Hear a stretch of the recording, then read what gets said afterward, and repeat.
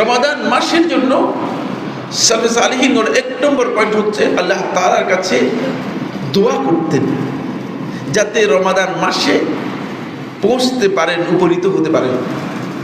আমরা তো কেউ দোয়াই করিনি, খুব কম সংখ্যক আমরা আল্লাহ রাব্বুল আলামিনের কাছে দোয়া করেছি বা করেছি কিনা জানি না।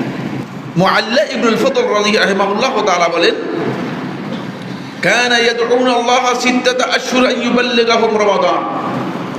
সালাফগণ 6 মাস পর্যন্ত আল্লাহ তাআলার কাছে দোয়া করতেন, হে আল্লাহ মেহেরবানি করে আমাকে রমাদান মাসে উপনীত করেন, পৌঁছে দেন। কিভাবে মূল্যায়ন করেছেন?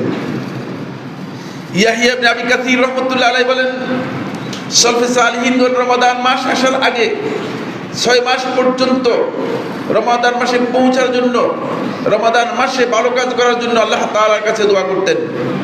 আবার রমাদান চলে গেলে রমাদানের আমল কবুল হওয়ার জন্য 5 মাস পর্যন্ত দোয়া করতেন, আল্লাহ রমাদান মাসে আমরা যেই আমল করেছি সেই আমলগুলো কবুল করুন।